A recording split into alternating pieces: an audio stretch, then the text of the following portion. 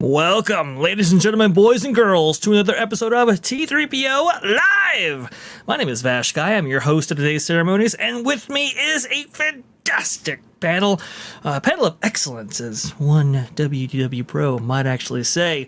Maybe on loan from Walt, who knows? I think it is, actually. But let's go ahead and get him on the screen right now, because I can't wait to get into some of these things. There's so much to discuss, so much to talk about, so many interesting things happening in the theme parks, specifically, and, well, most specifically, Disneyland. Let's go ahead.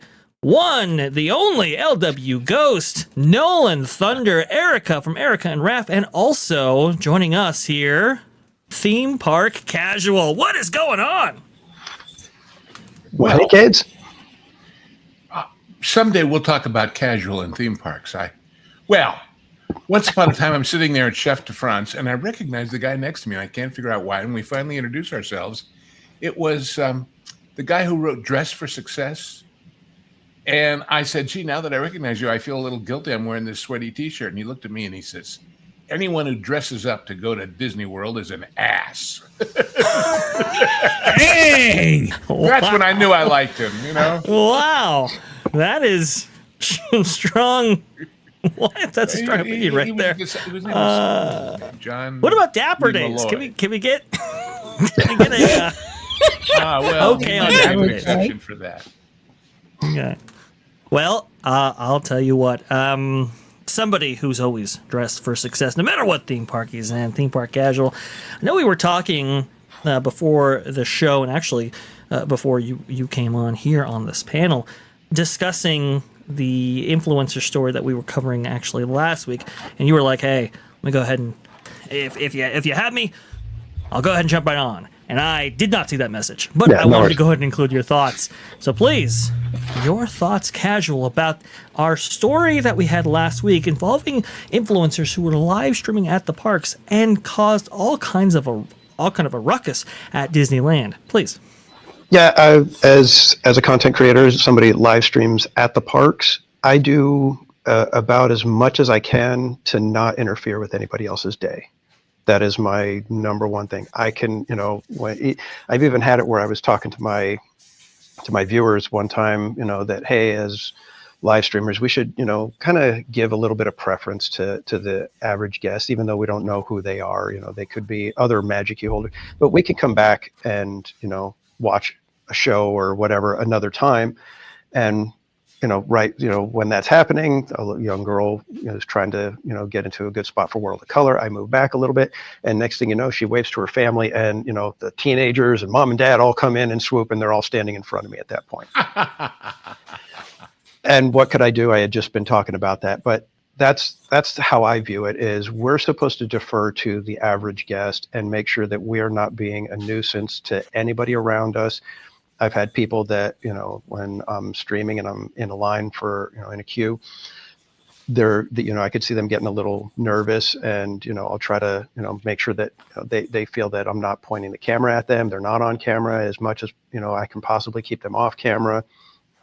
And like I said, I just try to, keep the camera down when I'm on an attraction and not interfere. And what they were doing, it's obvious that was semi-done, for the show. They wanted the attention. They wanted to cause a little bit of a ruckus, a little bit of they thought they were the show, not the park.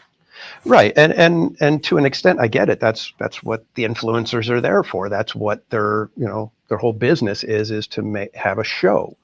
But when you're interfering with everybody, especially at a park like Disneyland, I think that's just in poor taste. Whether or not they did it intentionally, they should have known. Sure they did. Sure. Yeah, I'm assuming that as well. But let's give them the benefit of the doubt that they didn't. After a few minutes, you should start realizing, hey, this is going to impact some people's vacations that possibly they saved up a lifetime, and it's their one shot at having a fun day at Disneyland.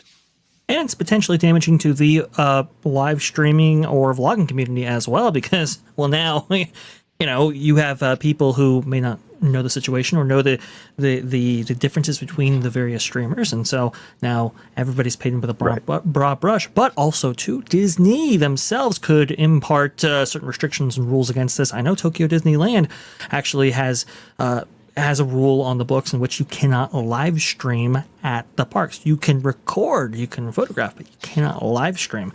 So, lastly on this, Casual, what do you think should have been done maybe by Disney in order to mitigate some of the issues that were actually taking place? I'm not sure what they could have done. I mean, at that point, it's either you clamp down, but if they clamp down on one live streamer, as soon as they don't clamp down on the next one, what happens? These are pretty influential live streamers, obviously. Yeah. And if you give them rules that you don't abide by with other live streamers, and they start getting nasty about it, then what happens? So, yeah, honestly, exactly. The rules should be promulgated openly and enforced uniformly and strictly, and no gimmies for people. Yeah, but I mean, honestly, I'm almost glad that Disney just kind of let them do their thing, because that means that now hopefully I can continue to just do my thing, and I'll do it in a much smaller and quieter fashion. But as long as Disney isn't saying hey, we need to clamp down on all of these live streamers, I'm okay. I agree, and it remains to be seen, because that's the kind of thing that afterwards they have some meeting somewhere and say, well, what should we do about this? How can we keep this from happening again? And everybody pays the price. Yeah, that's exactly it. That's why I was saying I'm just hoping that we don't hear a word that after that Disney had some meetings and now here's some new rules that are going to be enforced, and it's going to be an issue for those of us who try to just bring the park to the anybody who's willing to watch, and try not to interfere with anybody else's day. I was fascinated, and I don't say this negatively, I just say it, I was just surprised at how many people in our chat kind of took them at their word and assumed that they were innocent bystanders to the commotion and that they weren't there to do that on purpose. Because to me, it was pretty clear that's why they were there. Because now they can sort of, as the saying goes, dine out on that on their channel for months and months and months. Remember us? We're the ones that made everybody crazy at Disney World or Disneyland. Yeah. So I maybe I'm an old cynical son of a gun, but I give them no credit at all they should have known better, and they did know better, and it was all there for effect. Yeah, I think you're. and that's exactly it. That's why, like I said, even if they had good intentions at the start, a half an hour into it, you got to realize that you're causing a commotion, and it's a little bit of an issue for the average guest that's around you. Yeah. Absolutely, I completely agree with you, and that was a potentially dangerous situation, one that should have been, I think, curtailed by Disney to some degree, but no good on the streamers. But also too, I expect more from Disney, especially in that situation. I think this is such a fascinating topic, and we're going to be covering this more, I'm sure, as the explosion of live streaming in the parks takes place around us. Oh, Casual, I know you're very you're very up on all of that, and man, it is absolutely insane. I see the pro rate has come on in, so let's go ahead and start out with our first story. This morning on That Park Place, we covered this story. Magic Kingdom, sees shockingly low crowds on July 4th, raising alarms for Disney, July 4th, 2025, Marvin Montanaro. And yes, Walt Disney World has been, just very empty over the July 4th weekend. But, usually when you have something like this or a big holiday, usually Disneyland is a little bit better attended, let's say, than perhaps Magic Kingdom that might be suffering from low crowds because of the annual pass holder or Magic Key population. It is so very, very large. But even at Disneyland, that wasn't the case, and that's what surprised me, I think, the most here. This is from Mice Chat's Monday update. We've covered these before, but here you go. This by Samantha Davis Friedman. Disneyland update: the fourth fizzles, crowds collapse, plus Pixies, Ghosts, and Robo Walt. Here you go. July 4th fizzled. Disneyland celebrated the 4th of July on Friday, but even though it was a 3-day weekend, crowd levels for the entire week were noticeably low, with some attractions even being walk-ons. Let's be clear. It's not that people weren't spending the holiday weekend at a theme park, because we were at Knott's Berry Farm and for our special Berry Tales event on Saturday, and Disneyland's OC Neighbor was packed, as was Universal Studios Hollywood. Yes, indeed. People were going to theme parks. They just weren't going to Disney. To what extent? It might shock you. This by Matt Desmond, Disney Scoop Guy, saying this: the Disneyland Resort is so dead today that almost every single restaurant has walk-ups available. Again, this is one of the most heavily attended theme parks in the world.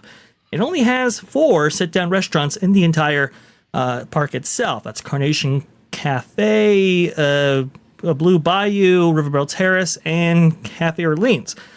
Only 4. And yet you could just walk up and get a seat? That is almost unheard of.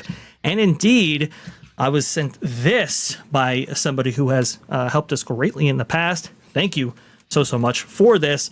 This is the Magic Key calendar, the Inspire Key that is, and you can see there are no dates outside of the 17th, the July 17th, that is, the 70th anniversary of Disneyland itself, that has a blockout. Everything else was wide open, including July 4th on July 4th. Again, practically unheard of. Now we have Mice Jack weighing in here saying that nobody was at the parks there. What is happening? To have this occur on the West Coast is just insane. Please, panel, your thoughts on all of this and more. Too much money, too many go-away green construction walls. That's all. Yes, and this is, by the way, the winter crowds from, I believe, winter of 2024. So, people were in the parks. People have Magic Keys. They have them, to use. They just weren't using them at Disney. Nolan, could you possibly, come up with some kind of an explanation as to why people on both coasts are going to Disney, at least not on the 4th of July weekend? Well, you see, when I was a small child, something critical that my family taught to me was to not walk past construction signs. It could be dangerous, and there are some big opportunities to run into danger. Well, right Seriously, there where though, we're looking at, you could have slate come off the roof and hit you, right? I know, right? Anything goes these days. But I'll tell you, what has Disney done over the past several weeks, to bring up some attention to them that's been in a more positive light. Honestly, when we were covering that influencer thing last week, that was one of the biggest, most emotional crowds I'd seen there in a hot minute. When you're literally getting rid of some of your most beloved attractions, and then even in the West Coast, besides the Magic Key event, those plastic keys that were the guests were participating in and lining up in droves for, has there been any major new ride announcement or even major event that is something new? It seems like, with all the focus they've had on Magic Kingdom, with swapping out Muppets for Monsters Inc. or Rivers of America for Car, what are we currently seeing on the West Coast? And it's a lot of, the same old, and, it's a locals park. And at the end of the day, if it's a locals park, you're probably not going there for the holidays like 4th of July. You're probably going to wait for a better time of year, maybe closer to Halloween. You're going to take this opportunity to, I don't know, if you're from the West Coast, you have plenty of beach options, so you're probably going to hit one of those, or maybe retreat to the mountains, or heck, a lot of people this weekend, they like to see family. Now, you take Walt Disney World, that's a vacation park, and everything has been about, doom and gloom and stuff going away, so I think it actually kind of makes sense that this has been one of the weaker holiday seasons for them compared to the past. I have to think that story about the family that paid over $1,000 for breakfast, over at the Grand Californian, that has legs. And what it makes the average person say is, all right, well, I'd never buy that. That's insane. But if it's that expensive for that, how much more expensive are the souvenirs and the hot dogs and everything else that I would normally get? And if I have 2 or 3 kids and it's going to be $5, $8 per person more than it was last time, and I add that up, is that a value I want to encounter, especially with all the construction going on? And it just, in other words, it isn't just about that breakfast. It's about an attitude of, man, everything is more expensive there. I want to go to your Erika real fast before pulling in actually 2 panelists that we have waiting in the back right now. Your thoughts on, is it just price? Is it an association with Disney? Is it there is definitely something playing out here, because if we could see this Visit Orlando website right here, which, related to the visitation of the Orlando area, they're saying that bookings were up 10% over last year, and yet they didn't come to Walt Disney World. What's going on? So interesting. It's multifaceted. The Disney, we've been seeing and reporting a steady decline for the last, has it been 4 years? Because now I'm losing track of the years. I had a conversation with these 2 ladies. Was it just last week? At the BX, I was overhearing their conversation. The one friend was trying to inform the other friend that Disney, is really expensive, and she went on the Disney app and she's explaining all the breakdowns of the costs. And her friend, who's from the UK, was just kind of flabbergasted. Anyway, so I went over and I asked both of them, what was it they needed help with in terms of theme parks. And I spoke to these ladies for 3 hours. And the lady who was I would say the American, she was trying to explain to her friend how Disney is not what it used to be. And her friend, the British lady, was more the mindset, well, what's the big deal? It's just Disney. It's just a theme park. And me and the other lady looked at each other and we were like, no, it's more than that. Anyway, so we discussed, one thing I picked up on from the American was she even admitted and understand both women were Black, and the American woman is part of a Facebook group that's for Black people. It's a Disney group for Black women.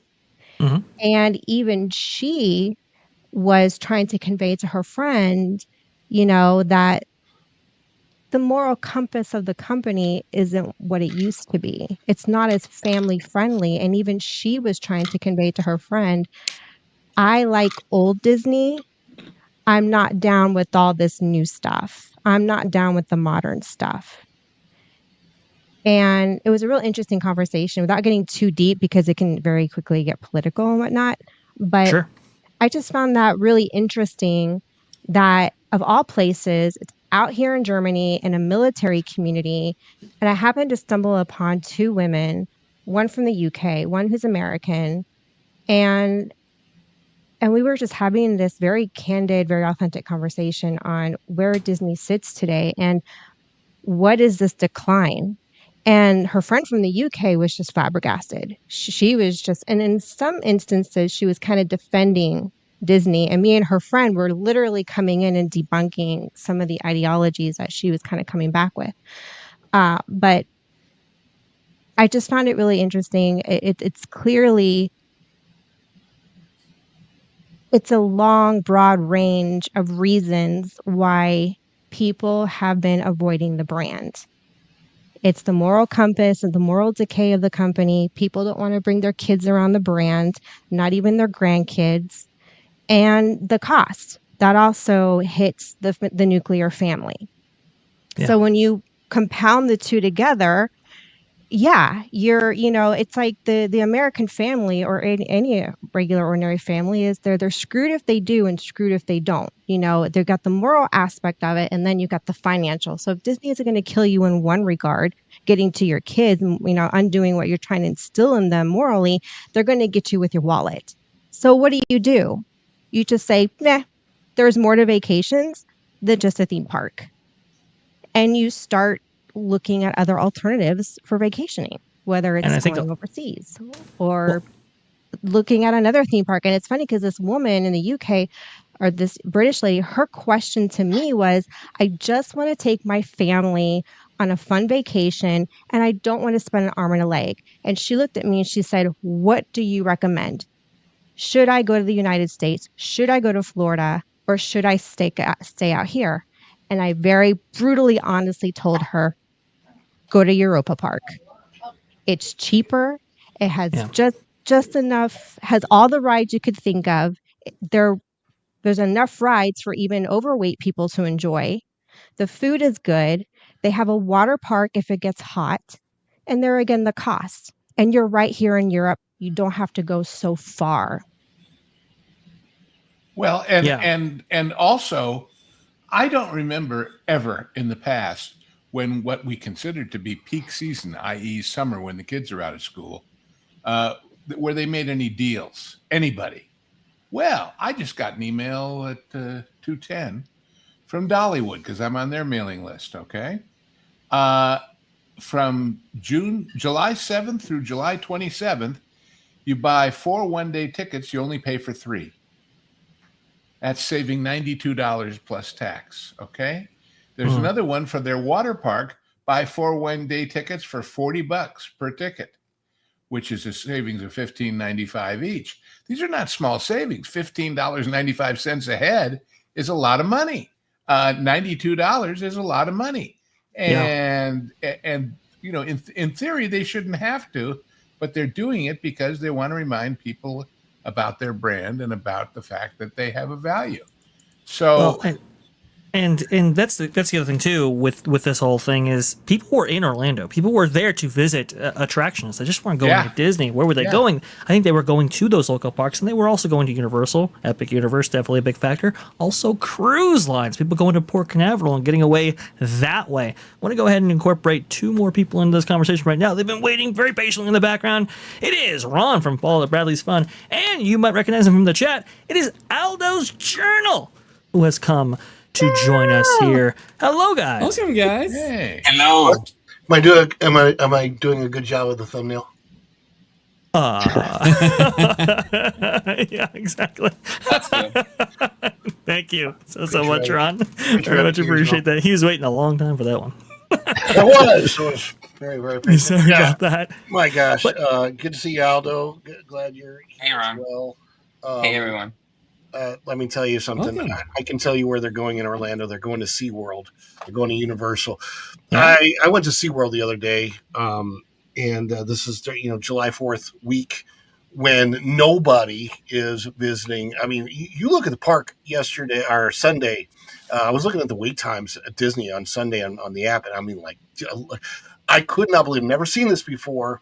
On, I want to say, the first 5 different attractions, literally posted 0 wait time. 0. Disney doesn't even post zeros. They usually post 5s or 10s when it's a 0. Right. And they were actually posting 0 wait time, 0-minute wait times. So that was surprising. But when I went to SeaWorld, this is tremendously unique difference. I went to SeaWorld, and driving into SeaWorld, it's not that far from my house. I'm going to tell you that I waited longer in the line of cars to get into the toll booth where they actually take, the parking toll booth. I waited longer in that line than my drive was from my house. As a matter of fact, I think I waited maybe 2 or 3 times the amount of time. Once I got, from my house to SeaWorld normally takes about 10 minutes. And then I was in that line of cars. This is on the street waiting to get into SeaWorld, about 30 minutes. And then it probably took me another 15, 20 minutes to find a parking spot. It was nuts. And SeaWorld, unfortunately, their parking capacity is limited. So they actually have an overflow lot across the street from their regular parking lot. They go in there, and then that's where they're putting a lot of traffic. Once it gets past like 11, 12 o'clock, they're sending people to the overflow lot. It is crazy busy at SeaWorld right now. And Disney, not so much. I was just looking this up.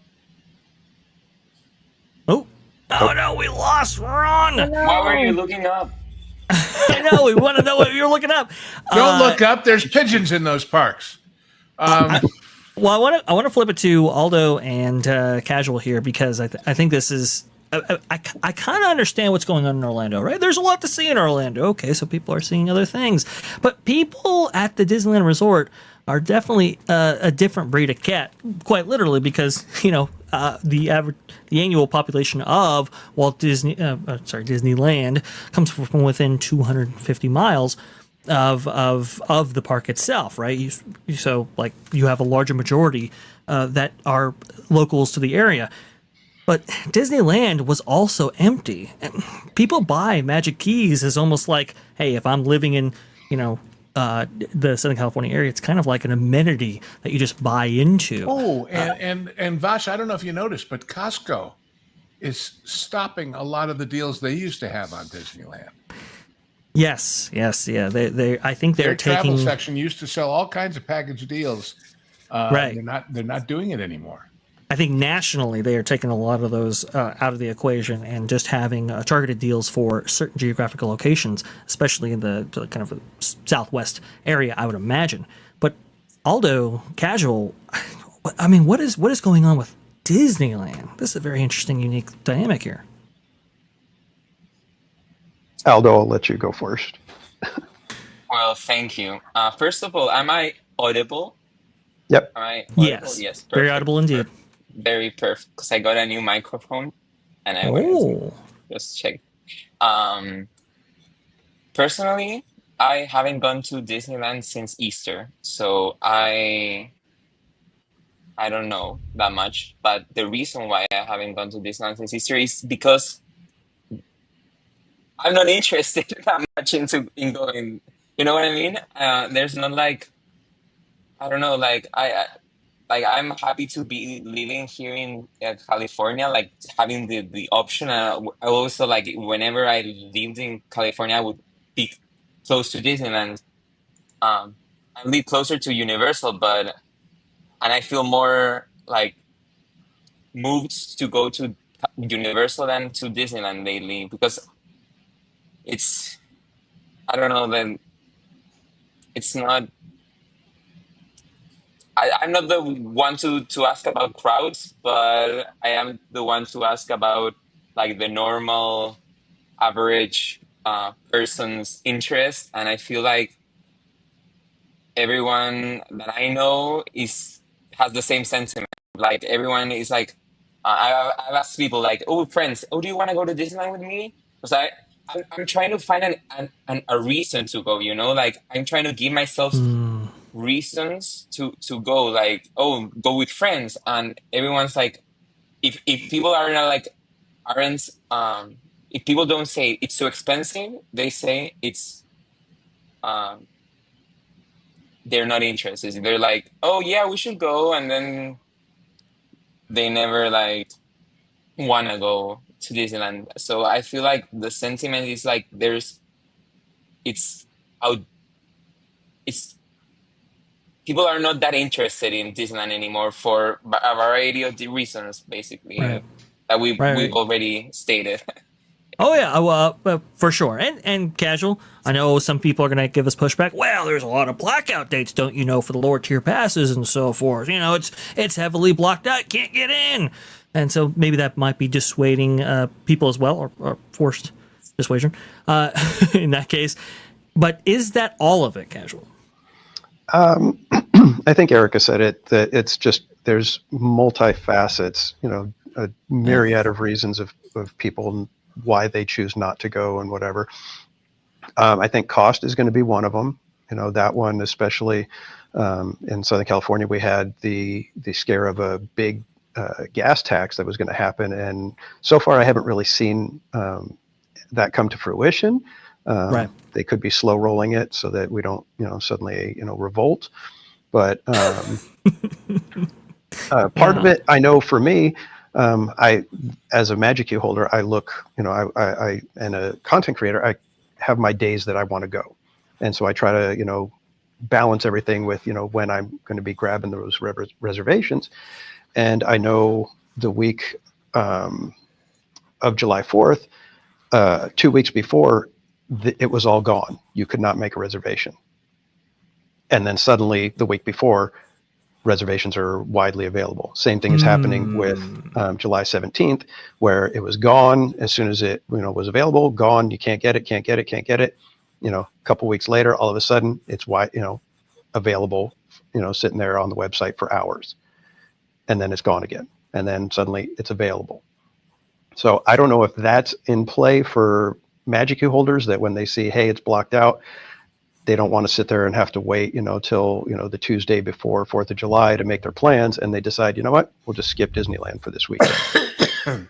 I don't know if that has, you know, has any play, but I will say that that does, you know, come into, is a factor for people, that they're not going to sit there. Not everybody is going to sit there and wait for those reservations to open up again.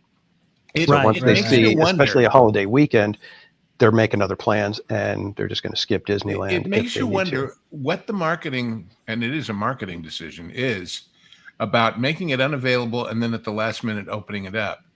Well, like, are they trying to tell people, hey, we're so crowded, you really got to make plans for some other time because by God, everything's going gangbusters.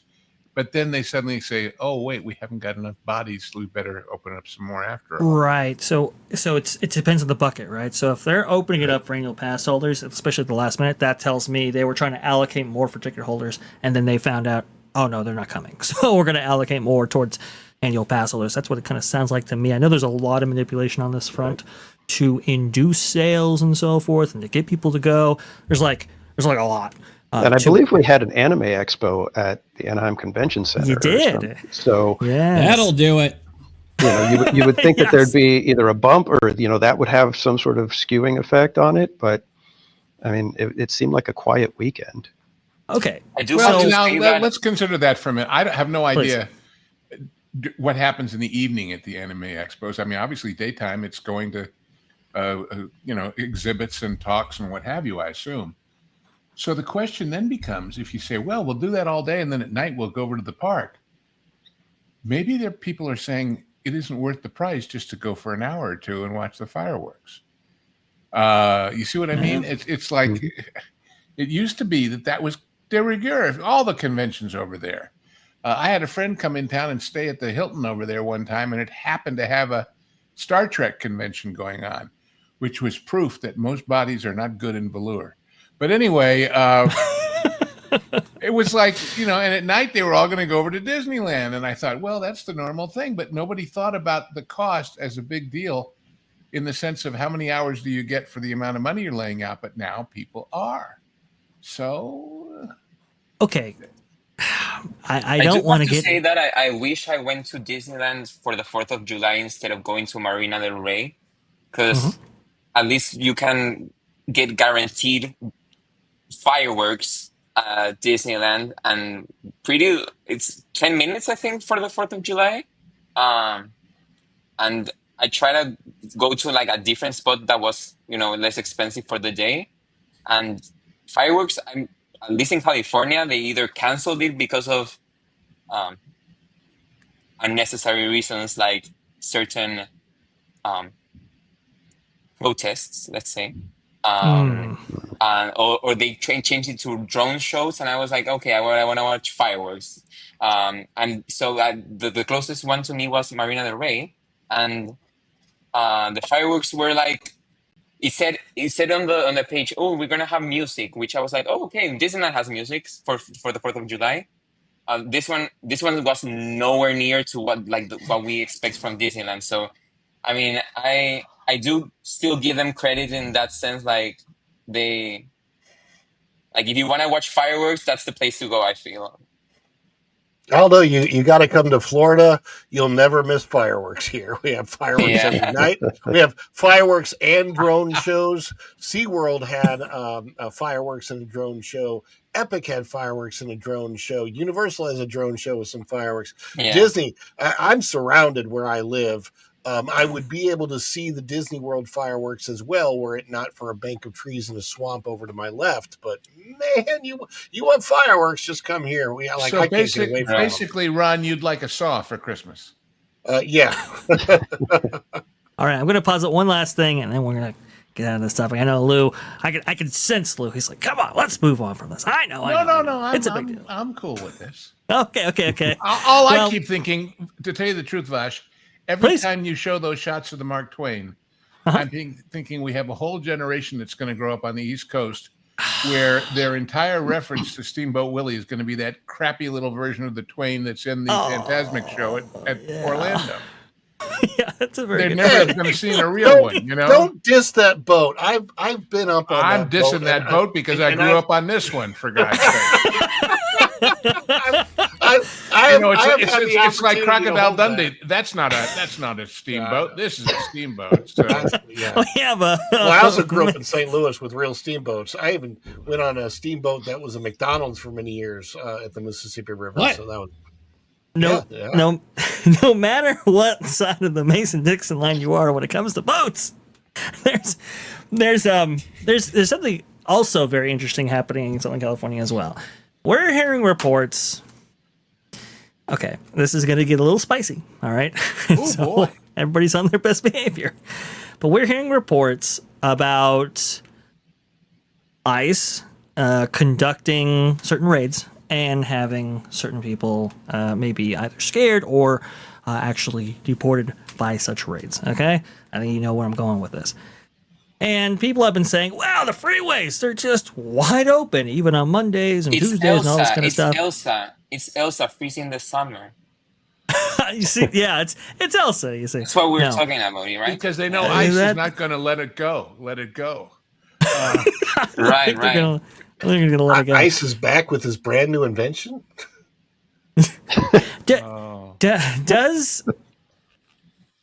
Is there any possibility? Because I had some people genuinely ask me about this. Like, hey, do you think this has anything to do with this? Do you think Casual, Nolan, Lou, Aldo, think it's at all possible that these raids taking place in Southern California have anything to do with this? Well, we did get like a fake report. I guess it was fake that they were conducting some of these raids on Disneyland property or something like that. Didn't we get that? That's true. We did get that, and Disneyland very promptly said there was no such thing that actually occurred. Exactly. So, and then there was confusion that ICE wanted to use one of the parking lots at Dodger Stadium, and people tried to say they were, going through the ticket holders at the ball game, and that wasn't true either. So Right. there's a lot of people manipulating the news or lack of news for their own purposes, one way or the other. Well, and People sometimes who go to appearance or Disneyland also probably Okay. don't have anything to worry about, in my opinion. But I don't right. know. But sometimes appearance is reality, right? People Yeah. might be genuinely afraid of some of these tourist destinations. Here's the question. Please. What percentage of cast members are here legally versus not? And 100. if they suddenly, rated that, would the park have to shut down certain things because they didn't have enough bodies to run them? I wonder. There shouldn't be any of those. Well, I agree there I shouldn't tried- be, but No, I mean that they like because I've tried to apply, and since with my visa and stuff like acting, like they require like fully work authorization to work in like, I don't know, janitorial spaces. Like they Gotcha. require that. So unless they're doing it like under the table, like some people I guess do, Mhm. there shouldn't. I don't know, but although my dear departed father used to say, locks are for honest people. So That's a fair point right there. Yeah. anyway. Well, we're going to be monitoring the situation very, very closely. I've never quite seen a lack of enthusiasm from an attendance perspective at Disneyland in this way at this time of year. Sometimes it ebb and flows. Sometimes it's like, oh, it was packed out, so we didn't go the next year, and so it's a little bit down, let's say. But to have almost nobody there, and to have annual pass holders or Magic Keys available to such a degree that they were, that is very, very unusual. Speaking of unusual, there's a change in the wind, apparently, when it comes to one major event. That is OogieOogie Bash. Now, Oh my God, they're changing OogieOogie Bash. well, they haven't changed it, but they maybe aren't that's the changing it, reason. That's the point. Yeah. That's the thing, right? That Aldo's got it right there. OogieOogie Bash is on sale, and apparently it's 31 nights from August to October. In order to take advantage of that extended Halloween season that Disney likes to keep, encroaching on other months in order to get more of. But each ticket is going anywhere between, I think, $139 to I think it's like $189 if I'm not mistaken. Now, usually when these tickets go on sale, immediately when they go on sale, they sell out within maybe an hour sometimes. And for a lot of people, they'll have to be like in an hour queue just to get a chance, an opportunity to actually get an OogieOogie Bash ticket. And this event is so popular and it's so widespread that Bob Chapek, his last earnings call ever that he gave as the CEO of the Walt Disney Company, talked about strong OogieOogie Bash sales. So it's definitely a multiplier for the company. But you can see right here, okay, this is, I believe we're at the 2-week mark from these going on sale. Somebody correct me if I'm wrong, but I think I think we're almost at the 2-week mark here for this. And from what I can tell, only 16 of the 16 of the 31 days have actually sold out. So a little over 50%. But again, there's still a lot of inventory remaining, and some at the, I think, cheaper days, yes, which usually sell out very, very early. My question to you guys, everybody on this panel, what's going on with OogieOogie Bash, and what's going on with these special event tickets? Are we seeing the same things happen like we saw on 4th of July happen here?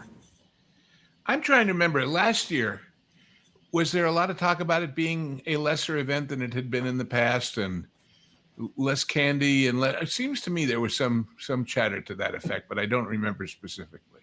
There was some chat about some expired candy. Yeah, well, that too. And so the question is, if you went last year and you didn't have the same good time you'd had years before, maybe this year that's another thing you're willing to forego. I don't know.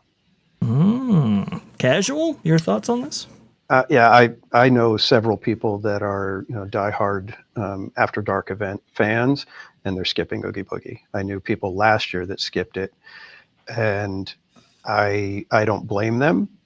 I mean, I've been to OogieOogie twice. I did get a ticket for this year.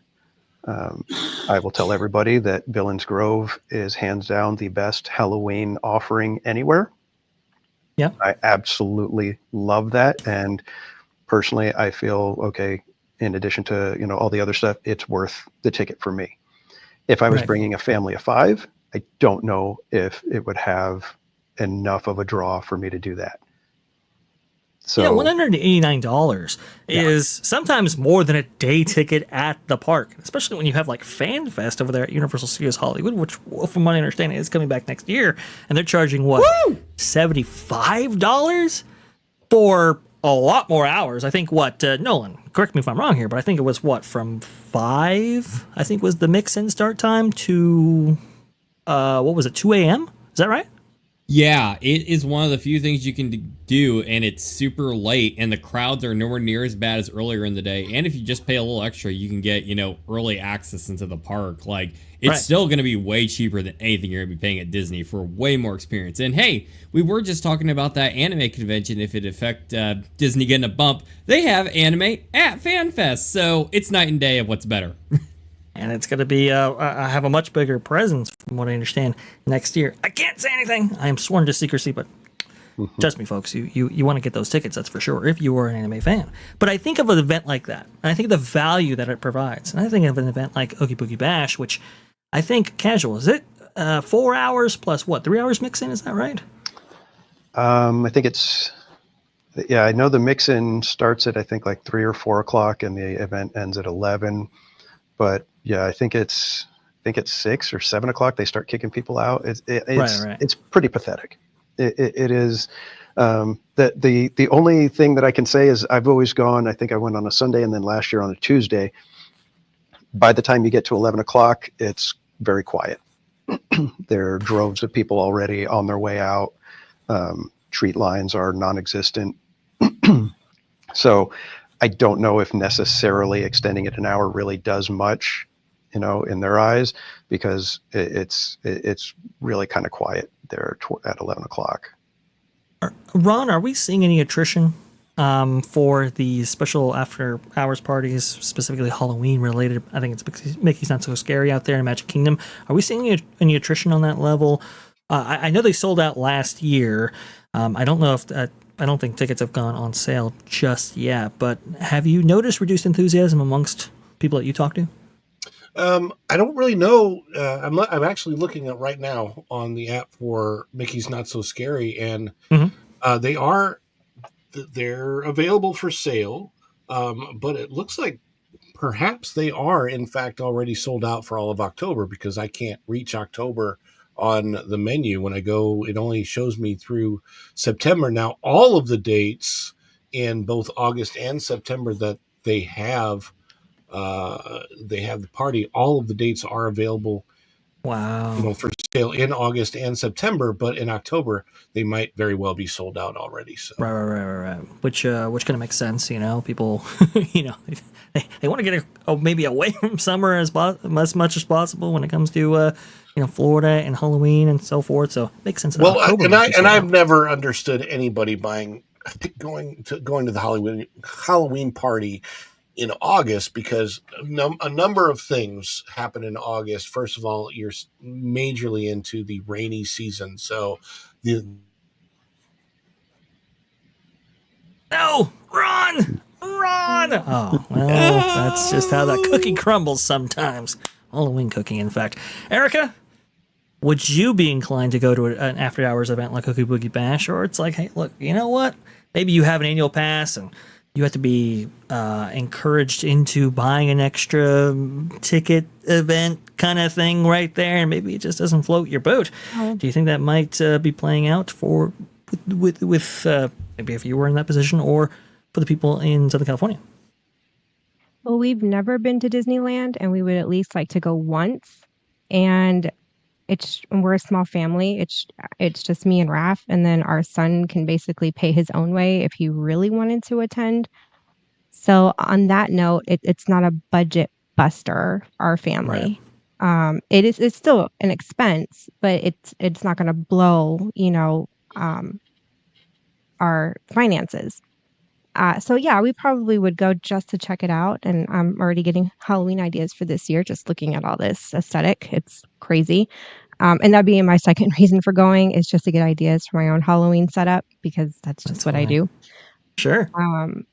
But I do have I have two questions. Please. What in the other theme parks in the area? I mean, does Universal do Halloween Horror Nights out there? And They what do. about Knott's Berry Farm? Don't they have like a Knott's Scary Farm? And I assume that's a separate ticketed event. What are those ticket sales looking like in comparison to Oogie Boogie? And also, what is the daily attendance and wait lines have been at those other theme parks compared to Disneyland? Casual. I don't do HHN. From what I understand, it's been healthy. I don't know if it's been quite the sellout type of situation that it has been in years. I think last year they were seeing very healthy lines and decent crowds. Knott's Berry Farm, with their Scary Farm, they do passes now, so you can go multiple nights if you want. I don't know what the sales are going to be like because I don't think either one of them are on sale yet. I know Knott's is not on sale. Knott's is not on sale yet. It doesn't go on sale until July 25th. It looks like Halloween Horror Nights might be available right here. I'm going to the process right now to try to figure out if any of those are sold out. That's actually a good question. Here's a question about Universal. The new Universal, 24/7, 365 Halloween Horror Nights thing in Vegas is opening in August. Mm-hmm. And will that be fed by people who've had a good experience in LA? Because there's so many people from LA who consider Vegas, the extended neighborhood. Or will it steal business away? It'll be an interesting combination of factors there. Vash, I was wrong about something. Please go ahead. I'm so sorry. Oh, God, call the Guinness book. I had never wrong. I had only brought up dates for pass holders. I see. Okay. With the pass holder discount. Without the pass holder discount, I guess pass holders, we only get discounts in August and September, and there's no pass holder discounts in October. All of the dates for October are in fact open except for Halloween. There is in fact, I am so sorry. I apologize, but there's nothing sold out here for the Halloween party except for Halloween itself. Wow. I did not know that. I do appreciate you bringing that to my attention, Ron. That's very, very surprising. I'm looking at Halloween Horror Nights right now for Hollywood. It looks like everything is still available. That being said, though, there are many more dates than what might be on offer at OogieOogie Bash, and it's a lot cheaper. I mean, you have tickets range from what, 77 to like 107 at the top end right there. That's a far cry from the 139 starting for OogieOogie Bash and 189 top end over there at Disney. So yeah, and Knott's Jim T put in the chat 155 for a whole season for Knott's Scary Farm. 229 is the top. But for Universal, do you get to come into the park in general earlier than you do at Disney with that ticket? Because if you got 3 or 4 hours, you've been there before, and there's the 2 or 3 attractions you really love, and you can get those in and then enjoy the Halloween thing. That's a deal, but it also is a deal that says you won't come on a regular ticket that soon afterwards.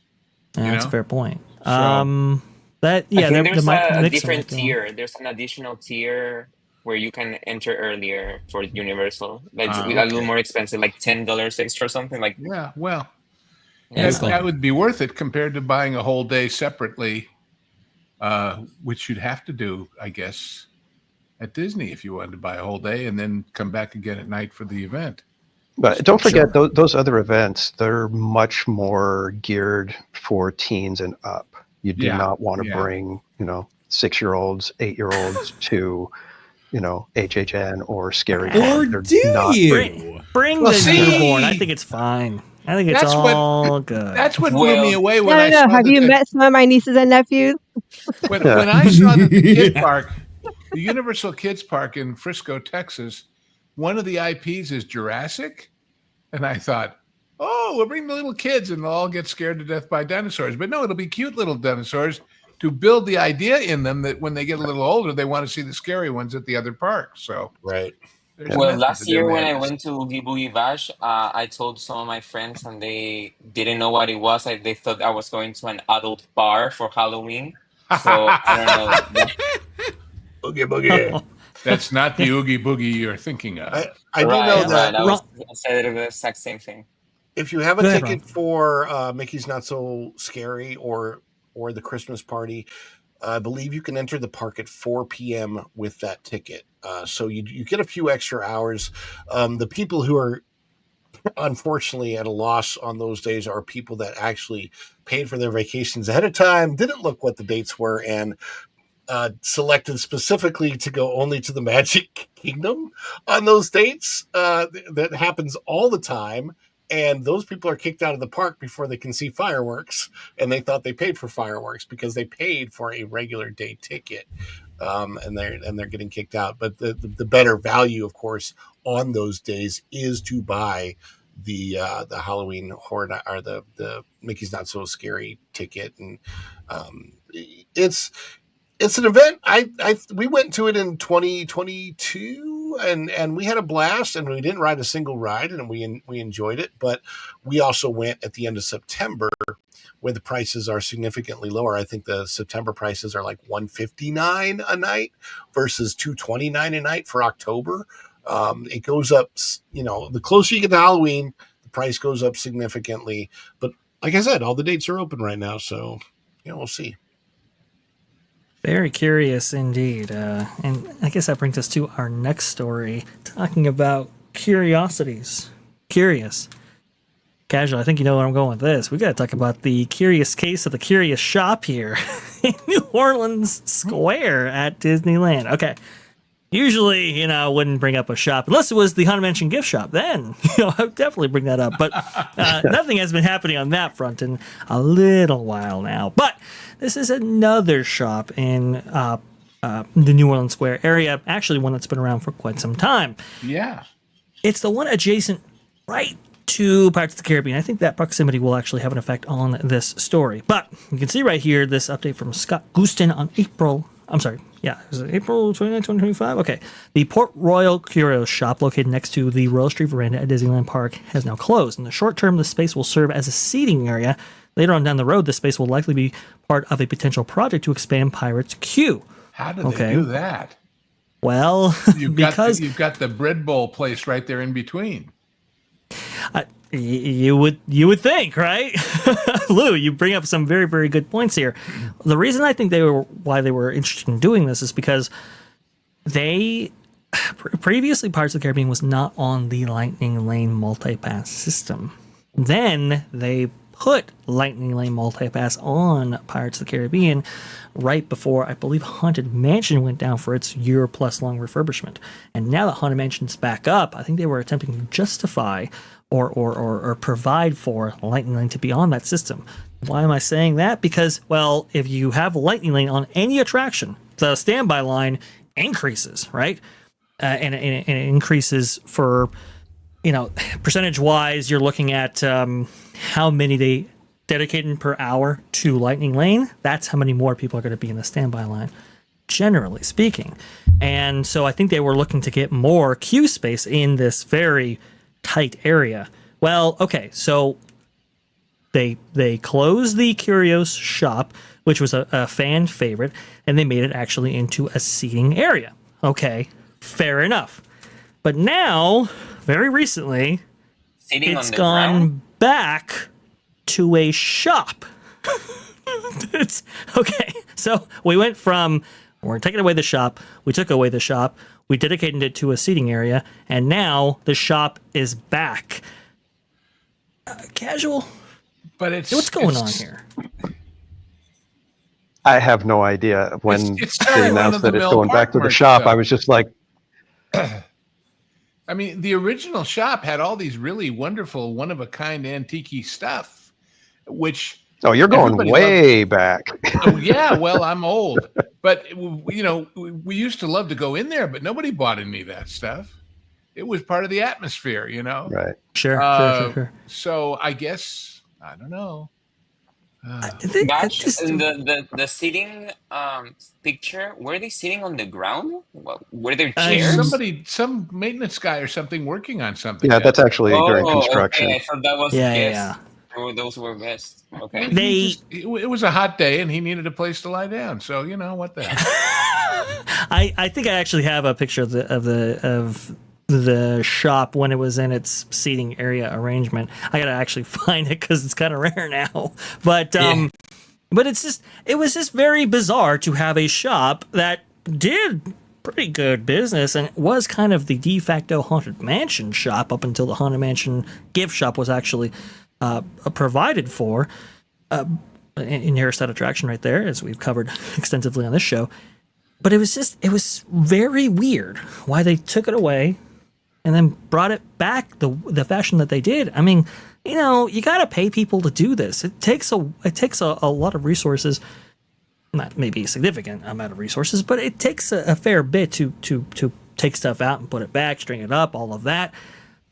I just can't figure out what they were actually doing. Now, they eventually did take Lightning Lane off of Pirates of the Caribbean, which perhaps was like, okay, well, maybe we just can't justify having Lightning Lane on no matter what. This shop is not going to provide for the waiting area that we want. We're just going to go ahead and convert this back on. But just very, very curious, sorry to use the terminology again, as to what happened here. But Vash, you said you're not quite sure what's going on? Mm-hmm. I suggest you apply for a position in senior management at Disney. You have everything they need. Yeah, exactly. Well, you know, we do have a clip here that talks about how much they actually know about this stuff. They don't know what the they're doing. Do you understand that? There you go, right there. And had to play that one. But I just found this story particularly fascinating because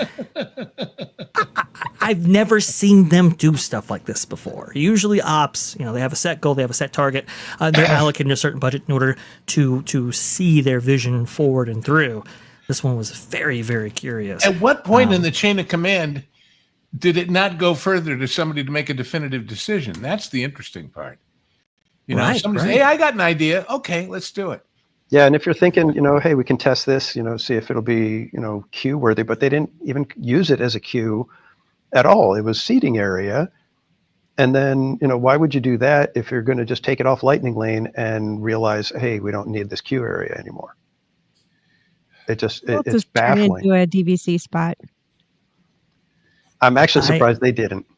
Yeah, you're right. Yeah. You're right. I mean, seriously, if you think about it, it would have made more sense for them to say, okay, you know what, let's just wall it off, put it behind the wall, and now it's DVC, another little lounge for DVC members, and good point. Whatever, or even, Except, are there a lot of DVC members in Southern California? I don't get the impression that there are. That's kind of an East Coast. Probably not. I don't know. There aren't. I would say the inventory is very limited as opposed to the East Coast. So that's the limiting factor right there. But they do actually have at least one VIP lounge at Disneyland, and they just established the new DVC tower over there at the Disneyland Hotel. So you would have thought that there would have been an increase. Yeah, maybe. And this is a very small shop, but I have no idea. What is going on? I've just never seen this before, and it seems like a management that doesn't really quite know what they're doing or how to do it. Why are they selling Nightmare Before Christmas stuffs on the Pirates of the Caribbean store? I guess. In June, because for the same reason they're selling anything, because they think maybe they can make a few bucks and they don't give a damn. And this is the equivalent of sightlines, right? Having non-germane merchandise in a themed part of the park that it doesn't belong. You don't care anymore. You would have thought that maybe some of this merchandise would have been moved towards that gift shop that they just established at Haunted Mansion, and that this would be dedicated to maybe more traditional. Maybe it was there, and they moved it here after the flood and never got back. Oh. Yeah. Who knows? Who knows anymore? Yeah. It's also weird. Everybody on this panel operates from a decided disadvantage when it comes to dealing with stuff like this. We think logically.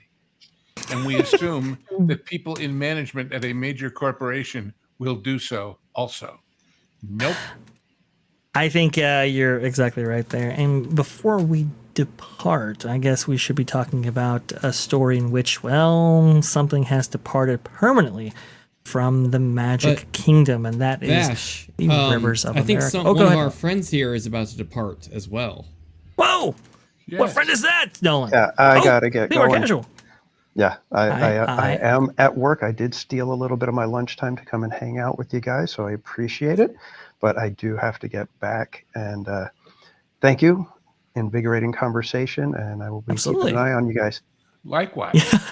Yes. Thank you for joining And us. before you leave, do you want to hype anything up, or do you want me to take over those duties for you so you can get back to work? I will be we are raising funds for Children's Hospital of Orange County. I will be doing a 3 times 5K challenge this weekend at Disneyland. I'm going to try to do 3 5K walks in the park, and while people throw little wrenches at me of having to get on Tiana and Grizzly River Run, so I have to end up doing the whole near 10 miles soggy. So if you guys would be willing to join me on Saturday and possibly make a donation to our Chalk Walk Fund, I would appreciate it. Yeah. Awesome stuff. I know we actually have some mods part of that effort right there. Very, very cool. Casual, you are awesome. Thank you so much for joining us here. See you, kids. We'll see you later. As And they you say can on all find those British baking shows, look out for the soggy bottoms. you can find Theme Park Casual over there at Theme Park Casual on YouTube and X and a lot of different other places. Definitely check him out along with Barry Place 28, somebody he streams with quite regularly. They are awesome. Okay, so, and I think we lost Ron. Did we lose Ron again? Yeah, he wandered out. He said, "Don't no outro needed. Gotta go." So. Oh well, we're gonna go ahead and promote his channel anyway. But in just a moment here, because I know Nolan's gotta, he's got to depart. He's got a Superman screening to take part in, so I don't want to go ahead and keep everybody, but I do want to go ahead and touch on this story because I think it is very significant, and I wanted to give this panel here an opportunity to talk about this specifically because we've been talking about it a lot on that Park Place, but here in C3PO, well, we don't shy away from this stuff either. There you go. Disney wastes no time. Liberty Bell gone. Tom Sawyer's Island already being dismantled at the Magic Kingdom. This by Marvin Montanaro, July 7th, 2025. The demolition of Magic Kingdom's historic Frontierland area has officially begun. Disney isn't wasting any time. Just hours after the July 6th closure of Tom Sawyer's Island, the Liberty Square Riverboat and Frontierland Railroad Station visible construction activity is currently now underway. What was once the peaceful rivers of America and the adventurous escape of Tom Sawyer's Island is now surrounded by construction walls, rolling planters, and security personnel. The area is fully closed to guests, with site prep activity already in motion. No good right there, and wasting no time at all. Also, they took out the Rivers of America from the Walt Disney World app, and including the Magic Kingdom map here, the physical map that you can actually get. It's been removed from that as well. Hey, Vash. Please. That is gross. I agree with you. I don't think it's very good either, but why is it gross, Nolan? Listen, it's just an old-fashioned wooden boat on some river there. What's the big deal, Nolan? That's for old people. Old people are lame. Didn't you know that? Disney hates old people, apparently. No, you get rid of this beautiful piece of wall. Go for it, Erika. Jump in. Let's just say Disney's dead. Who cares? Oh, dang. Wow. I think they have that on a poster somewhere. I think I saw that on the last DVC meeting. I'm sure it's in their offices hanging really big, everywhere. It's really tough. Tiger probably has a mural of that in his shower. I don't want to be too biblical, but aren't they remaking Walt in their own image on Main Street? Yes, they are, actually. That's true. Well, I'm sure. You guys remember when Eisner came in, how they were trying to shift away from that mentality of what would Walt do? Well, I see the pendulum has swung so far the other way. It's like, hey, what is the last thing Walt would ever conceive to do? This is it. Yep. Well, the other thing, Terrible. when you saw all those guys over on the island, I had forgotten because I haven't been there as often, certainly not to the island there as often. But watching Ron and his family take their last visit to Tom Sawyer's Island the other day, the great video, by the way, if you like watching people get wet, because it poured all over them, going through all the caves, which there are many, many more of there than there are at Disneyland. They've got lots and lots and lots of little artifacts and lanterns and pictures and stuff all scattered through those caves. That's what those guys are doing, is taking all that stuff out so that the bulldozers can come in and not destroy it.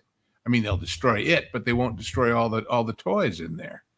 The big question is where this boat's going to go, because I was looking at the map, and yeah, it can get back to the marina where it lives, but from there, how does it get out to like the big lake without taking the monorail apart or a bridge or taking the roof off? That is They'll probably interesting. dismantle Well, they don't have Or they're to. rot. So, that's a really, really good question, and I happen to know You're gonna what they stick do. a little face on top of it. It's Yeah, exactly. Eyes Yeah, and mouth. you beat me to Yeah. the joke, Aldo. I was gonna say put wheels Oh. on it. Have it rum rum. Yeah. Ciao. It is actually towed from across Seven Seas Lagoon, and Does at Mater least do it? when no. So you can actually see right here. Yeah, that's funny. I understand the towing part. Water I'm concerned flow. about the overhead clearance, how it gets over there. If you look at the Google Maps overhead, Mhm. it seems like the only way to get there is through that passage between the Grand Floridian and the front gate, and the monorail track is there. And I don't think this thing is as low as it could get under that. Well, they did. So this is going back in 2022. They did actually recently refurbish it and transport it via like a tugboat. You can actually see it right there. This is on, I believe, Seven Seas Lagoon right here, in which Yeah. they were transporting this. I think it is possible to get to various destinations, but I think the problem for Disney and reutilizing this thing as an actual vessel is multifold, because while it does have it has steam power that moves it along, it's and we actually have some video footage here of it being towed. Okay, there we go. I know I saw this video somewhere. You can see right there. Well, I can what it's all like. see them towing it to a spot, parking it there, and turning it into some kind of retail or dining location. But for it to keep on working, you got to have access to that steam maintenance shop that's in that marina, and you have to go back and forth fairly often. Steam engines are picky things, and Yeah. they really are, and they require a great deal of maintenance. Oh, okay, so that's where. All right. Yeah, I you know can where see that it actually was going now. over the Lamb Bridge right there, which is Right, a right, pretty right. cool. That's a pretty cool detail right there. But so that like there's ways for this to be moved and actually be reutilized, but it would have to be on a track, because there's no rudder. There is nothing by which it can actually navigate on its own power. So that's the tricky thing. And apparently, it's already gone from Rivers of America. It's not actually. It can't be seen currently from. Well, it's got to people be looking back over the there river at and that so forth. marina where they keep the Right. Phantasmic floats, or not Phantasmic, but you know what I mean. The electrical water pageant floats. Right. Yeah. I But think again, they don't have the air draft or the not so much it's about depth, but it's about air draft. But like I say, I can see them parking it somewhere along there. Even of all the places they could, the most likely would be at the Grand Floridian, because it kind of matches the theme a little bit in styling. well, that's a fair And point. turn it into an event venue or a Yes. restaurant or something, but never to be mobile on its own power again, I would think.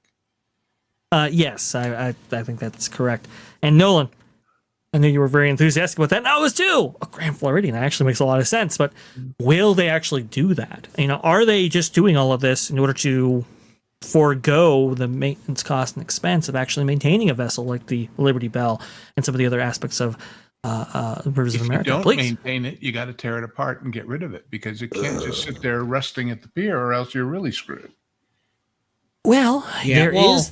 I mean, Disney. Sorry to cut you off there, Vash, but Disney please, would go ahead. never leave something alone to start rusting away. I mean, look at Yeah, Discovery Island and the old water park they used to have. No, Disney, they're gonna take care of things. That's why Muppet Vision 3D is gonna be just fine, guys. Right? Yeah. It's all gonna be fine, guys. Yeah, I can't find it right now, but I can show you, if you give me enough time, a photo of the Mark Twain out there at Disneyland Paris and how that's atrophied away in the back. They just And you know it's basically- serious when he uses the word atropine. I've never even heard that word in my life, but you know it's serious. Yeah, it's I too have a limited vocabulary. Well, let me present you with this trophy for services rendered to the channel, because you deserve it if anybody does. But well, thank you so much. Very much Let me appreciate that. present you with a thrilling challenge of a question. Okay, go ahead. Would you rather, anyone, would you rather, in an alternate universe, Disney would have remade in a live action way, or remade the Tom Sawyer book or movie or all of that franchise into like a live action movie, and them changing, of course, the history like they do, and changing everything to their desire? Or would you rather what's going on right now? well, That those is a are my only great two question. choices. But see in the back there along that straight channel. That's where it lives when it's not in the river. Right. And so anyway, Well, I think the answer is they could do it anytime, because all of Mark Twain's books are very much in the public domain. Of course, to do that, because they'd want to sell their own merch and their own stuff, they'd have to make it Disney's Huckleberry Finn or Disney's Mark Twain or whatever, and do something to make it unique. Guys, if I could present a question from you guys' point here, isn't it about time that a woman is Tom Sawyer? Isn't this what America needs right now? Yeah. Her boyfriend is Bucky Thatcher. Is that what it is? yeah. So Looking for my con class so I can hit you.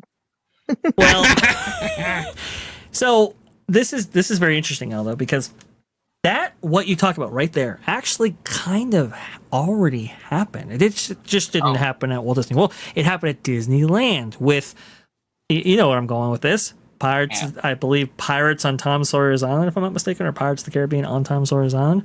The idea was, okay, let's go ahead and bring the Pirates of the Caribbean universe and infuse that into Tom Sawyer's Island as it exists in Disneyland. That was conducted, I believe. Man, this was back when Tony Baxter was still there. I want to say it was like 2007 or 8 or something like that. I could be very wrong about that, but the idea was, well, we want to preserve Tom Sawyer's Island. We don't want to obviously get rid of it. How can we do that? And how can we make it more, how can we increase enthusiasm? Appropriate. Well, it was all about like, what do the young kids want? Oh, Pirates is a big franchise. Let's go ahead and put that on there. Pirates layer on. Just a minute. If you think back to the Mike Fink episodes of Davy and the River Pirates. Remember, there was a whole cave full of these guys that would seduce people with booze, and they were pirates. Right. And that cave is real. You can go there. And that was the kind of idea behind it. It was like, okay, well, Tom Sawyer does feature pirates in its storytelling and so forth. And I know Tom Sawyer. He would play with his friends. He was going to New Orleans, and that was the sort of home port for that area for a lot of the Pirates of the Caribbean. Right. So I think it kind of worked out and it kind of fit. Yeah. And then they took the caves and infused pirates in those. And well, a lot of people said, well, it's not necessarily, it's you're just infusing a brand or a franchise into a place where it doesn't fit. And I think it was Tony Baxter's attempt to like, hey, let's go ahead and try to make this work the best we can, because I think there was a mindset out there for Disneyland at one point. It's like, maybe we get rid of this entirely. Now, fortunately, they did not. And starting in 2016, when they did the work around Rivers of America at Disneyland, they were able to save much of the river and much of the island itself. Now we have a new marina for Fantasmic, and now we have this beautiful backdrop that separates Star Wars Galaxy's Edge from Rivers of America and so forth. But Walt Disney World, I don't think that was a design conceit they wanted to make. I personally would have rather they, I don't know if I won't, I'm going to regret this, but I would have rather they make, I don't know, a new modern version of the book into a movie and kept the river, because I feel like, I don't know, like without the visual, uh, uh, the visuals that the river provides, I feel like I would them rather make, I don't know, Cynthia Erivo Huckle Burnett thing and and and I don't know, like all of that. Like I would rather them do that than do what's happening right now. I don't know. Yeah. I think Okay, please. I was gonna say, I think Disney in some ways has smartened up a little bit, and I mean it in an evil genius way. I think on some level they knew if they were to go in that direction, all that negative publicity would just push the actual real Mark Twain book or in books, and those would surface in popularity, the traditional ones, just out of rebellion and out of and I'm thinking, but in an evil genius way, they were like, yeah, we could do that, but we're not, because we don't want to draw any attention to what we feel is so highly offensive. Even if we wanted to try and change the story, we just don't want to give it the attention. And I wouldn't put it past Disney. They check off all the boxes of narcissism. That's true. But remember that Mark Twain is one of the two hosts of the American Adventure. Mm-hmm. Yeah. And I mentioned last night, I was watching a very interesting documentary they did on the American Adventure and how it was built and how it was devised. And they said, well, we needed a spokesperson for the first 100 years of America, and that was Ben Franklin. And for the second 100 years was Mark Twain. And they were looking for somebody for the third 100 years. And they said, no, we're too close to it. We can't even bother with that. We got to stop at the two guys because a third one would be too controversial. So that's what you get. But Walt Disney. No. Him. If you're going to do them, you might as well do them there. It's probably more apropos. Well, he is there, of course. He's in that montage of video, a film, that Neil Armstrong and Kennedy and everybody else are in. It's funny, too. I was watching because they showed that montage in this little documentary. Pretty good show. It was hosted by Lloyd Bridges. And when you saw the things they chose, the hockey team, winning at the Olympics, and other things that were big events when that was devised, but we've sort of ignored them or forgotten them or moved on from them. So, and there's my favorite, Bloomin' Onion Land. Yeah. That's the Bloomin' Onion Land. But as I said, if they had, look, the last great attraction this company made, as far as I'm concerned, is Radiator Springs. It just is. And they could have put it right behind Big Thunder in Disney World, and it would have had thematic sense in the sense that they're both about the Southwest, and they're both, Route 66 goes through those places where Big Thunder would have been. But no, why should we take something that works and do it again when the last time we did that, we took 6 years to clone a Chinese barely there roller coaster that lasts for what, a minute? Why should we add if we can destroy and then add? Yeah, because if we copied what we did that was right, we have to give credit to the guys who did it, who are not here anymore, and who we ostracized and got rid of, right? And that's the concerning thing too. Is some people are saying, well, they just have to do a good job on this. Think about what it's replacing, and it's like, yeah, I remember when they said that about Splash Mountain. And they didn't go very well. In fact, when Carmen Smith was asked about this, she said, we think about the pressure every day. to get it right. It's like, okay, well, you didn't think about it Before on or that after they day. had Unfortunately. all those hurricanes in New Orleans. Yeah. Ate a lot of Dookie Wilson's. Not Dookie Wilson. Dookie. Anyway, It's just- that great restaurant. And what did they bring back? A drum. And they came up with a plot that said, "Hey, I have to find a jazz band in Louisiana, and I'm having trouble, so I'm sending you off to recruit some musicians." Yeah, that made a lot of sense. That and dancing over. The jazz band was inside of us all along. That's the Of thing. course it was. Yes. Aldo. It's our special spice. They understand. Look at this person, Wallen Ballon. They understand how big a deal this is, and they must have a stellar, awesome attraction in mind. Oh, in their minds, yes. Yeah. The question is, are the people involved, are they of a mind to imagine something the rest of us would find to be even vaguely stellar? Answer? Correct. He says, what evidence is there that Disney thinks that this is at all a big deal? Answer is, there isn't any. I mean, it's just too much confidence in a company that not interested in keeping its past. So bad. And I don't want to I don't want to depress you too bad, but you can see how many things have closed here in like the last, I would say 10 years or so. And it's just, for a lot of people, it's just not the same place. And that's the most, that's the saddest thing of all, quite frankly. There's a couple of those. Not to I could mention, pick put a out. pending spot on that list for Dinosaur. Yeah. Yeah. Ellen's Energy Adventure is no great loss, guys. Let's face it. Yeah, I was going to say that. It wasn't that great when they first introduced it. Exactly. It was offensive back then. But they've Well, got and great movie right out Wishes- there twice too. So anyway, let's see. Yeah, Wishes, the I fireworks don't show. think, yeah. It's I mean- it's by now an old joke, but I'm going to keep right on making it. Somehow, I want to do it as Indigo Montoya, but I can't do that voice. But I'm going to see. Somehow, that term "go away green" does not mean what you think it means, which is make people go away. As we saw Yeah. in July.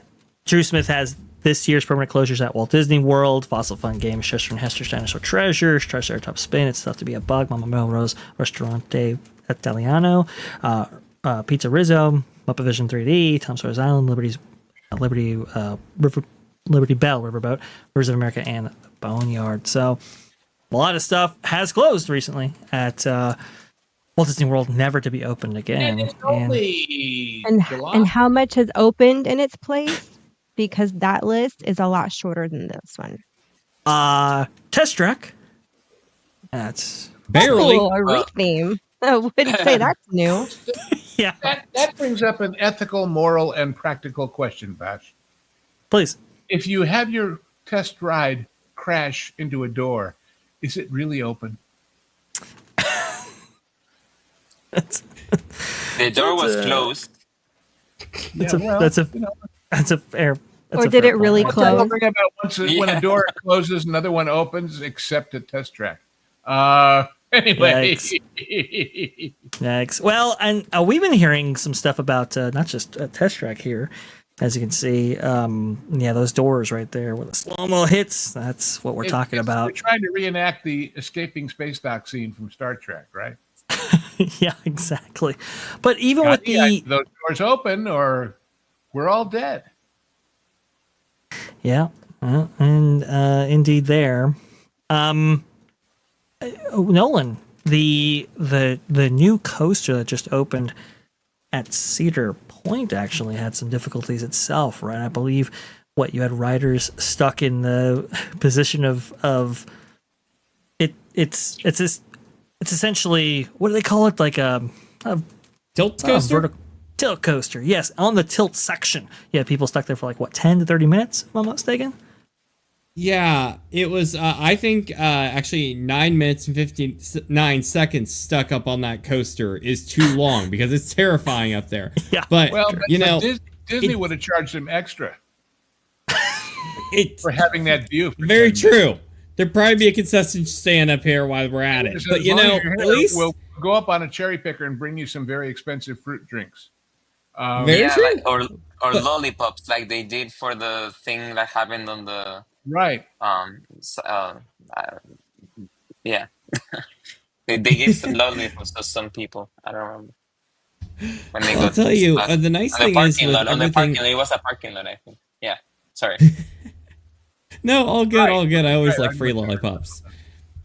But I'll tell you, I haven't seen anything about that ride since then. It seems like they've got the kinks working out. And, it was like the first week and stuff, and, no one got hurt. And thankfully, everything worked out at the end. Of course, throughout the season, we'll see how well it goes. But, I would definitely not like to be in that situation. But as someone who's been on the ride, and actually twice, I can confirm it was not my fault. I did not do it. Any allegations against me, completely fault. It wasn't me. I didn't do it, Vash. I did not do it. That's how they're evacuating people, having them walk down the damn track? Well, that's Yes. That's how else you got to do it. Well, but Yeah, they have staircase right next to it. Stairways in that tower that was on the left. But this is What if I have vertigo? I happened to, as I've mentioned before, I think been at Disneyland the day that they had to shut down the Sky Ride because it was too windy. And they brought a City of Anaheim hook and ladder in and went up bucket by bucket and took people off the Sky Ride buckets. Parked right there in the middle of Tomorrowland.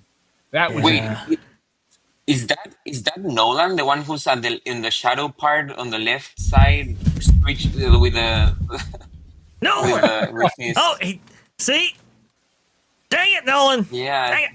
What's his number? I'm gonna call this guy. Wait, he didn't tell me about this. tightening up the screws, or yeah, I see him. I think.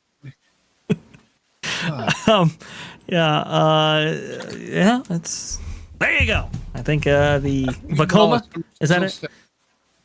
They're looking for you, Nolan. They're looking for you. Vacoma, yeah.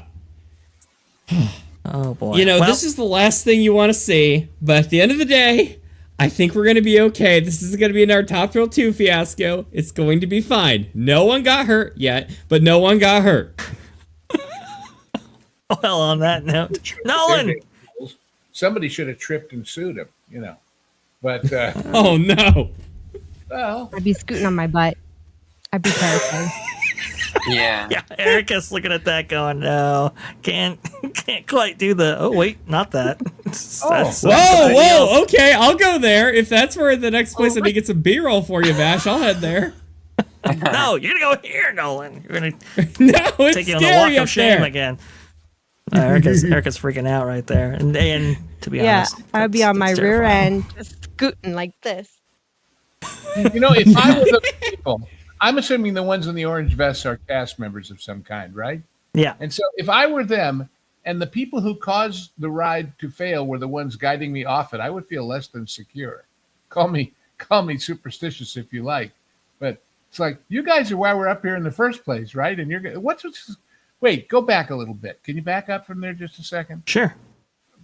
Up at the top of this tower on the left, there's some guy kind of hanging off the edge up there. Wait, a little more. There. What the hell is he doing up there? He's a maintenance worker. Working on it, yeah. He's got a harness. He hasn't got a cute orange vest, I tell you. But anyway, Anywho's, the more I watch all of these modern coasters, I think of all those Satisfactory type games and all the material handling and the drones in the Amazon warehouses and all the rest of that stuff.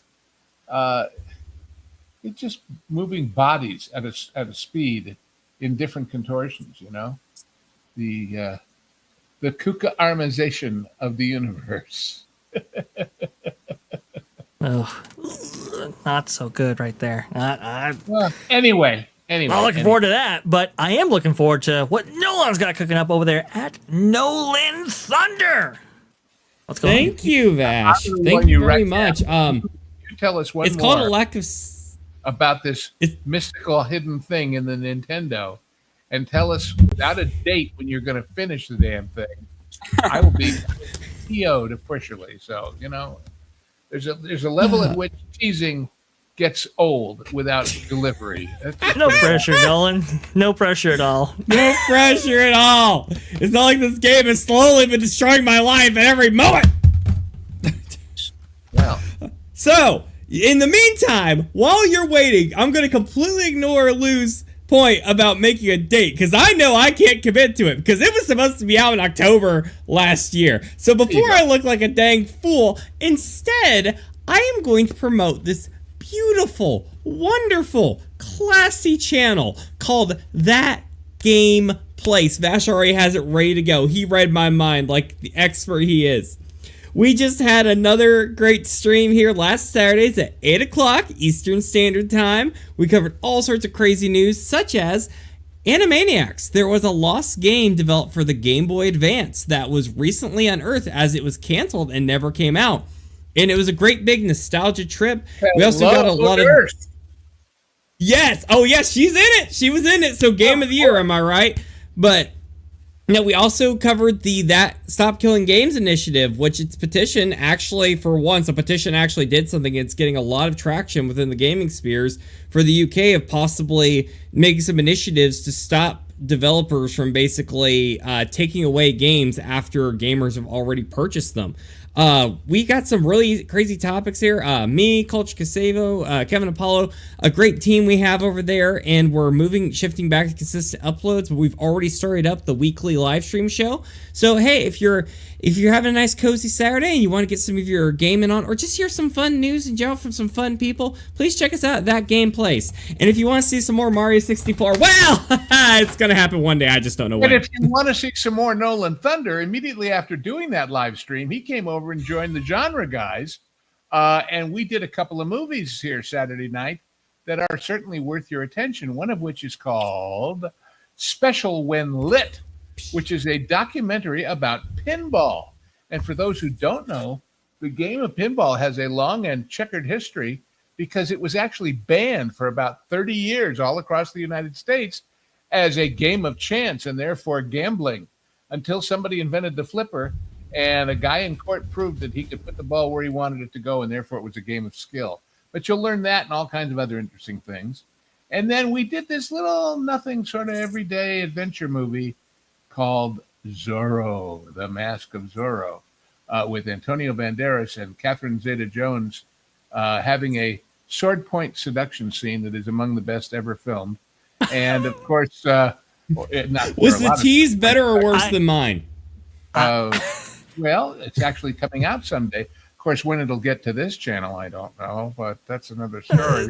That's a fair point, Lou. That's a fair point. I'll take the criticism because anyway, those two were Nolan, and then we had another guest star. And then next, if you want to get ahead of us and watch the movies and be ready, the Genre Guys are going to be doing a marvelous, wonderful movie that even Lauren had never heard of when I told him about it, but now he's anxious to see it, called Diggstown. And Diggstown is James Woods and Bruce Stern and Lou Gossett in a boxing con game movie. And damn, it's wonderful. It's just plain wonderful. And then we're also going to do a very scary movie. You want scary? I'll put this up against all the masked slashers in history. It's called Seconds, and it's about an older man who feels his life is a dead end, and he finds out about this company that will remake you. They will have you die with an anonymous corpse in a fire someplace, so that you can be remade from older John Randolph into Rock Hudson and start your life anew. And wouldn't that be great? Except it doesn't quite work out so well. And nope, all the nope. Oh, James Wong Howe's photography, black and white, is brilliant, and Frankenheimer directs brilliantly. And it's a scary damn movie, and you'll love it. So go watch that one. It's funny you bring up that scene in The Mask of Zorro. I still, I remember seeing that as a kid in theaters. And I could, that scene has stuck with me this entire time. Why would that be? It made Vash a man. It's quite the scene right there. It really is something. Guys, check out many of these. Off its feet. Yeah. If you'd like to see a couple of Welsh people playing Spaniards playing Mexicans, you'll love this movie. It was life altering for sure. Kathleen Zeta-Jones. Erika, what have you got going on in your neck of the woods? Now, I know you do a ton of different stream hopping from like the Lorena's channel and so forth. Is there anything that else we should know about? No, not really. We're still at the same status that we were last week and the week before and the week before. You're consistent. Be proud of it. That's a fair point right there. Well, I know you do some amazing stuff on Lorena's channel with the Spice Lounge and so many of her shows. Definitely check out both Lorena and Hang with Erika and Raph right there so you can get the jump on when new content is provided right there. Turn on those bell notifications as well. That way you're notified. You do. Well, see, there you go. I knew she was brewing something. I Right have back footage. there. I just need to edit and get back in the saddle. Again. Back Out. in the saddle again. See, Nolan, be you're sh- not alone. Thank you. And be sure to follow, well, Ron, follow the Bradley's Fun. Whoa. Thank you so much for that. Look at that thing of them getting drenched over on Tom Sawyer's Island. It's really, really wonderful. And not Yes. just because of the weather. So good right here. He's got a lot of great stuff on this channel, and I absolutely love Ron, and a lot of the footage that you actually saw from a lot of the B-roll that we provide for our channels actually comes from Ron. So go ahead, get over there and subscribe to him. He has a lot of fun. Also, to check out Theme Park Casual. He was on the show earlier today. Make sure you check out his channels and the Park Streamers Hangout, where he hangs out with Barry Place 28 and Cordy in California. Awesome stuff. Aldo, do you have anything going on in your neck of the woods that you would like me to promote, sir, before we send everybody on over there to Rock Radio? If you wanna find me, you can find me at this at Aldo_Casabona. That's my last name. I am on YouTube. It's gonna change to that same username, but it's currently the same, like my first name and my last name. I changed. I went past. I'm beyond Aldo's journal. I'm just Aldo now. I don't use X that much. So, but if you wanna find me, I'm trying to do more content on YouTube.